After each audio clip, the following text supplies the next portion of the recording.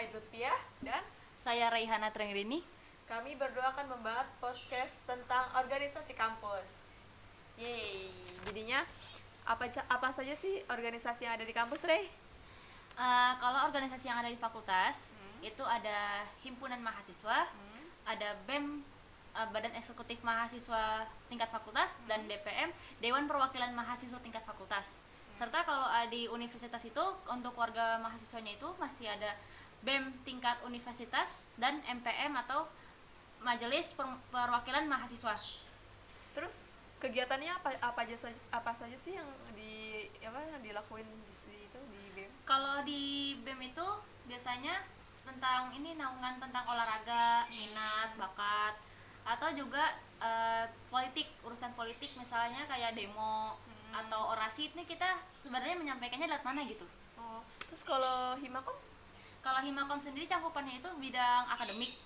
Akademik itu kayak misalnya permasalahan KRS, open class yang nggak bisa, yang nggak bisa ngikutin matkul, dan kayak komunitas ilmiah.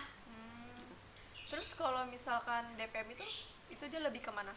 DPM itu biasanya yang orang-orang yang merancang undang-undang untuk universitas, tingkat fakultas, dan dia juga advokasi untuk jalur regulasi ke fakultas seperti apa. Kan tadi dibilangin kan kalau yang di Hima itu kan itu buat mencakup lebih ke open class, terus lebih ke prodi itu kan. Kalau misalkan nih mahasiswanya ada yang tidak bisa ikut UAS atau UTS karena tidak bisa bayaran, itu gimana tuh cara kalian sebagai Himakom untuk membantu mereka? Kalau cara dari Himakom itu kita bisa, pertama sih kita tahu dulu masalahnya seperti apa, diceritain runtutannya.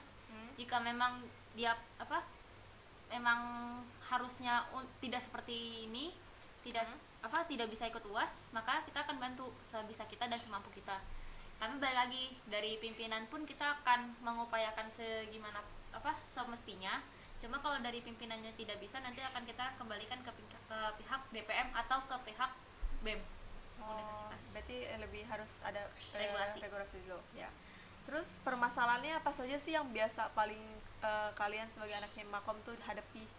Kalau dari gue sih biasanya banyakan itu kayak kesulitan kelas gitu, kayak misalnya MPK nih susah matkulnya, kita buka kelas. Atau lebih ke masalah KRS, masalah orang yang nggak dapet nggak dapet kelas gitulah. Kayak masih bingung terus sama KRS yang tiba-tiba ketutup sendiri, atau masalah pembayaran biasanya. Terus kalau misalkan cara menghadapinya gimana tuh? Sama kan pasti banyak kan mahasiswanya, bukan satu atau dua aja cara menghadapinya. Untuk mahasiswa itu apa mengadakan demo ataupun dengan yang lainnya caranya? Lebih sih caranya lebih jalur advokasi. Kita bicara baik-baik dulu, tapi ketika tidak didengar dan itu banyak, kita akan melakukan advokasi yang lebih gitu ya, kayak misalnya aksi cuma pernyataan sikap. Kalau pernyataan sikap tidak didengar, maka kita akan bebas. Oh gitu ya, jadinya harus ada persetujuan juga dari pimpinan atas. Ada upaya. Terus mau nanya nih, KM di kampus itu ada apa aja sih? Kalau KM yang tadi seperti saya jelaskan, itu ada Hima, BEM, DPM tingkat fakultas, BEM dan MPM tingkat universitas gitu. Tapi kalau untuk kegiatan-kegiatan mahasiswa seperti kayak fotografi itu di UKM, terus kalau sinematografi di komunitas ilmiah. Kalau komunitas ilmiah itu sebenarnya tergantung dari fakultas masing-masing seperti apa. Jadi beda-beda. Di kampus itu ada kayak misalkan kayak ada visit gitu-gitu ya? Iya, ada naungannya. Mereka punya naungan sendiri. Itu gitu. tergantung tingkat fakultas. Tergantung itunya juga ya, iya. Berarti ya. Terus apa gunanya sih mahasiswa ikut UKM? Kalau ikut UKM menurut Anda? Kalau ikut UKM tuh lebih gimana ya? Lebih ada pembelajaran lebih lah. Kayak misalnya fotografi, dia punya pembelajaran fotografi yang lebih gitu. Dia punya perlombaan atau event-event yang lumayan bagus lah. Berarti kayak sepertinya sinematografi yang tadi Anda sebut itu ya? Iya, sinematografi pun punya perfilman masing-masing gitu. Seperti Saka, seperti PR Club, mereka punya pergerakan sendiri lah. Berarti dia bisa karyanya sendiri tuh bisa diperlombakan di univ-univ lain berarti ya? Bisa. Iya. Tergantung ada eventnya atau tidak. Ya. Terus bagaimana nih pendapat Anda kalau mahasiswa tidak ikut UKM itu? Sebenarnya sangat disayangkan karena kan gini loh, apa ya, kita sebagai mahasiswa kita juga selain belajar kita punya, kalau bisa tuh kayak punya ini lain lah, kegiatan lain gitu daripada di rumah diem doang belajar doang gitu. Kita juga punya apa, pembelajaran lain untuk hobi kita masing-masing gitu. Misalnya kayak yang bisa fotografi nih bisa KI foto, atau yang ingin mempelajari intelektual lebih bisa ikut KM di situ karena akan diajarkan gitu. Jadinya dia lebih belajar untuk jadi pemimpin ya? Iya, tergantung sih, bisa intelektual, meningkatkan intelektualitas. Gitu, oke. Bagaimana sih caranya kalau mahasiswa mau ikut bergabung di komunitas ilmiah itu? Kalau di komunitas ilmiah kan tergantung masing-masing komunitas Ya. Kalau yang saya tahu, kalau di PR Club mereka punya pengikutan sendiri, nanti ada reaksi sendiri, ada acara sendiri untuk pengukuhan anggota. Kalau di CG pun mereka mengikuti materi-materi CG. Mereka akan nanti di berapa hari setelahnya atau berapa bulan setelah pengukuhan nanti akan ada yang namanya makrab, malam keakraban. Nah itu di situ berarti pengukuhannya dia sebagai anggota CG. Berarti dia harus mengikuti regulasi yang ada di komunitas itu ya? Iya. Step by step ya? Iya. Oke. Terus di kampus sering ngebuat acara apa aja sih nih untuk mahasiswanya itu? Kalau di kampus, event-event apa? Kalau di kampus itu Himakom sendiri pernah mengadakan yang namanya perlombaan yang bisa dibilang kompetisi komunikasi dan TSK talk show komunikasi gitu. Jadi kayak kalau komkom itu lebih kayak lomba advertising, lomba PR, perencanaan PR, bisa lomba short movie, tergantung gitu loh. Tergantung dari organisasi. Iya, tergantung pengadaannya apa. Kalau TSK itu bisa kayak seminar gitu yang waktu tahun lalu, karena kan sekarang lagi Covid nih. Yang tahun lalu itu biasanya kita tuh ngadainnya kalau nggak salah tentang ini broadcast, pembicaraan broadcast, kalau nggak salah ini dosennya pemuda. Ya. Terus tapi kalau tingkat BEM waktu itu ngadainnya namanya perlombaan juga, tapi saya lupa namanya karena udah tahun lalu kan. Cuma kalau sekarang karena terkendala seperti ini, jadi banyakan Komnil, kita nyalanya Komnil kayak CG kan waktu itu ngadain seminar online, terus sama Formalis ngadain seminar online juga. Iya, karena mungkin juga karena faktor cuaca sekarang ini kurang baik. Terus kalau misalkan nih di organisasi ilmiah mau ngadain acara, dia harus menghadapnya kemana ya? Kalau menghadap kan komunitas ilmiah itu naungan dari Himakom. Jadi menghadapnya ke Himakom dulu. Himakom nanya seperti apa sih acaranya, gini, apa yang dibutuhin, proposalnya udah sampai mana. Terus nanti kalau memang proposalnya masih dibenerin, kita dibilangin dulu, mereka benerin. Begitu mereka selesai benerin, kita audiensi ke DPM. Dari DPM nanti mereka ke pimpinan fakultas untuk ini tanda tangan. Berarti dia harus menghadap ke Himakom, DPM, baru ke BEM, dan baru ke pemimpinan ya. Iya, pimpinan. Berarti harus dari ikut regulasi. Iya. Oke. Bagaimana nih kalau misalkan Anda sebagai pengurus Hima untuk izin ke pemimpinan kampus pas lagi mau ngadain LKTD? Oh, kalau untuk LKTD sih yang penting kita acaranya jelas dulu gitu. Nanti kita punya proposal.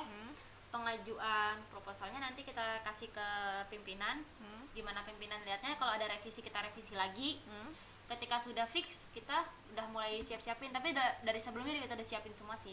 Dari perekrutan anggota, segala kayak misalnya udah pendanaannya, udah mikirin dulu dananya berapa nih yang akan keluar, terus villanya di mana. Nanti tinggal diizinkan. Ini loh Pak, kita villanya seperti ini, kita pergerakannya seperti ini, kita acaranya kayak gini, jam-jam segini, ada rondonya masing-masing gitu loh. Berarti sama aja, harus lebih detail lagi ya, harus pemimpin harus tahu juga apa yang dilakuin oleh mahasiswanya pada saat LKTD itu. Iya, harus. Terus itu biasanya dananya itu dapat dari pimpinan atau dari mahasiswanya untuk dimintain per orang itu sih? Kalau dana itu kita memang dapat dari pimpinan, kita kan ngajuin, pimpinan ngasih berapa, dari kita pun kita juga punya uang kas, Dan dari kader pun kita juga minta 150 bayarnya. Jadinya per orang diminta juga. Iya, dan kita kan udah ada apa namanya seleksi. Jadi ketika nggak masuk seleksi gak usah bayar, tapi kalau sudah lolos seleksi harus bayar gitu. Karena untuk mungkin itu uang itu dipakai untuk apa yang di 150 itu? Pendanaan semuanya. Jadi Pendanaan udah masuk semua selama makan, kegiatan semua, itu. Villa, kayak gitu. yang dibutuhkan macam-macamnya lah. Jadi pemimpin nggak sepenuhnya full ngasih dana untuk mahasiswanya, tapi Iya. juga mahasiswanya juga Karena kan kita punya pengeluaran uang anggaran juga. yang masing-masing dibatasin. Jadi kita Yes. juga memikirkan di situ juga seperti apanya. gitu. Oke. Kalau selesai dari LKTD itu bakal ada acara apa lagi sih setelah itu? Kalau selesai LKTD kita ada follow up LKTD. Jadi materi-materi yang sudah diajarkan di LKTD akan diulangkan lagi oleh kader. Gimana sih ini Regulasinya. misalnya kayak apa? Administrasi KM. Itu biasanya ada surat-suratnya karena nomor-nomornya, mereka mengulang lagi biar mereka nggak lupa gitu. Nih, setelah jadi pengurus hima, untuk lanjut lagi ke BEM fakultas itu harus ngelakuin apa sih? LKTM namanya latihan kepemimpinan tingkat madya. Oh gitu. Terus biasanya tuh kalau misalkan dia itu harus kayak gimana tuh regulasinya? Yang penting itu udah 1 tahun kepengurusan KM. Habis itu kita tuh diwajibin buat bayar juga terus sama ADART udah lengkap segala macam, kita udah lumayan paham lah dianggapnya. Setelah itu kita juga dilatih buat berpikir kritis juga. Terus kegiatan apa saja sih yang kegiatan apa aja sih sebagai pengurus BEM fakultas? Kalau BEM fakultas itu BKK tadi saya bilang itu tuh kayak apa? Kayak misalnya mereka tuh lebih ke diplomasi itu kayak ibaratnya pembicaraan luar apa? Cari ini luar lah apa? Aksi bisa bisa kayak orasi mahasiswa unjuk rasa gitu di luar kampus. Orasi aja udah cukup, orasi kayak misalnya orasi di kampus gitu, berbicara beretorika atau politik, kita mengkaji tentang omnibus law segala macam gitu. Sama minat bakat juga ada. Bakal ada kegiatan LKTM tidak sih setelah hima ke BEM? Ada, pasti ada. Itu apa aja tuh biasanya? Kegiatannya di mana juga? Waktu itu waktu LKTM FISIP itu di Puncak juga. Di Puncak juga. Beberapa minggu setelah LKTD. Itu sama juga dengan yang lainnya kah? Pemimpin itu bakal kasih uang atau bakal ngeluarin dana juga sama? Sama. Dan juga mahasiswanya juga dimintain uang juga untuk itu. Sama. Oh gitu. Thank you nih Rey, podcast hari ini udah banyak banget informasi dari Anda. Makasih Rey udah mau ikut podcast bersama kami. Sama-sama, maaf juga ya kalau seandainya ada salah kata atau salah penyampaian, karena manusia tidak ada yang sempurna. Asik. Dadah.